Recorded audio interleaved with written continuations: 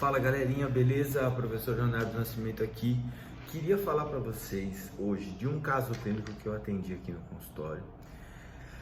Que assim, inicialmente ele chegou com uma queixa de dor sacroiliaca. E aí na hora da avaliação, eu fui percebendo um outro tipo de padrão de dor. E é isso que eu queria comentar com vocês aqui, como é que eu desenvolvi esse raciocínio para conseguir chegar a ajudar e resolver o problema dele dessa condição. Então é o seguinte, antes de continuar, quero pedir para você, se inscreve no canal, ativa as notificações e curta e compartilhe esse vídeo naquele grupo de fisioterapeutas que eu sei que você tem, aquele grupo de fisioterapeutas que precisa aprender a utilizar a ciência na prática clínica de forma simples e descomplicada, que é o que eu faço aqui todos os dias, beleza? Tem vídeo de todos os gostos aqui. E eu percebi que vocês estão gostando bastante de caso clínico, então eu estou fazendo mais vídeo dos casos clínicos que eu atendo aqui no consultório. Então é o seguinte, galera, o que aconteceu?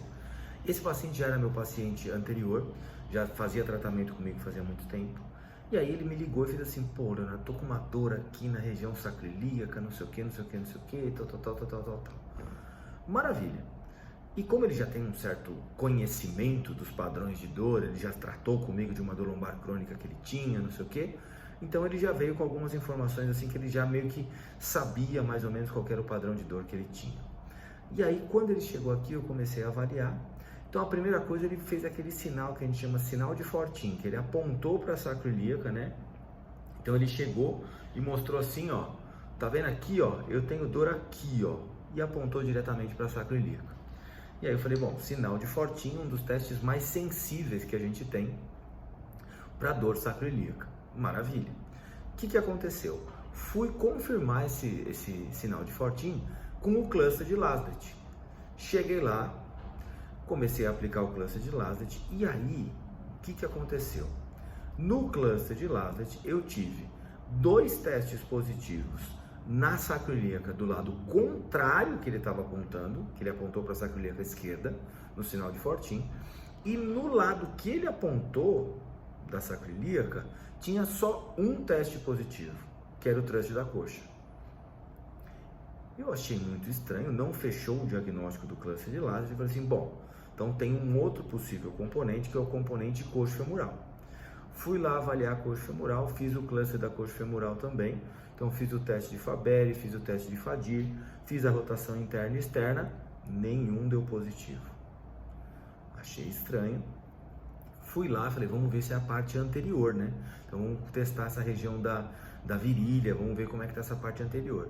Aí fiz o teste de squeeze, fiz a manobra de grava e esses testes eram irritativos, mas não incomodavam a posição de realização do teste, mas não provocava dor na região que ele estava referindo. Eu falei, que estranho. Coloquei ele em pé, pedi para ele realizar alguns movimentos para ver se eu tinha algum padrão de centralização da dor, se eu tinha um padrão de irradiar mais a dor, para ver se tinha alguma questão de dor referida. E aí o que aconteceu?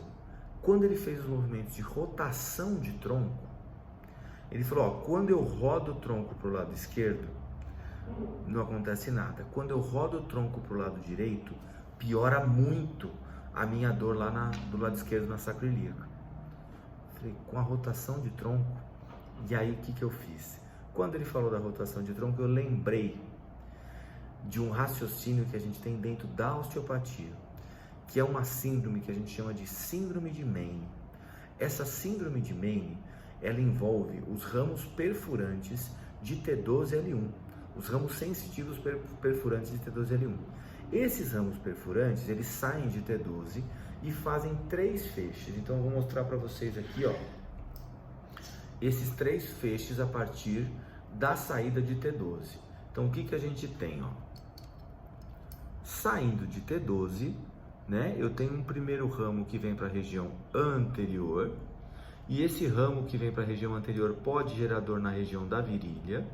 Tem um outro ramo que é um ramo mais lateral, que aí tem um diagnóstico diferencial de bursite que a gente precisa fazer, e tem um outro ramo que sai de T12 e vem para a região da sacroiliaca e gera uma dor uma falsa dor sacroiliaca. E aí o que acontece? Esse paciente estava exatamente com essa sensação. Então, quando eu fui lá e fiz teste provocativo na T12L1, eu fiz aquela PAC do Maton na T12L1 e fiz um teste, o Spring Test em T12L1, ele falou: nossa, quando você mexe aí, me aumenta a dor lá na sacroiliaca. Então eu consegui encontrar um teste provocativo para sacroiliaca positivo, que dava diretamente relacionado, né, que estava diretamente relacionado com o quadro de dor do paciente. O que eu fiz então? Avaliei a T12, fiz uma manobra de manipulação em lombar roll para T12L1, trabalhei com alguns exercícios de rotação de tronco em 4 apoios, e o paciente levantou e falou assim: olha, eu zerei, não estou sentindo mais incômodo nenhum da minha dor. Ou seja, o diagnóstico inicial chegou para mim com uma dor sacroiliaca. Conforme eu fui avaliando, eu descobri que na verdade era uma síndrome de Mayne. Quando eu tratei exatamente dessa forma da síndrome de Mayne, dando mobilidade para a região, a transição tóraco-lombar, para a zona de rotação da coluna, o paciente melhorou. Então, cuidado com falsos diagnósticos e falsas suspeitas.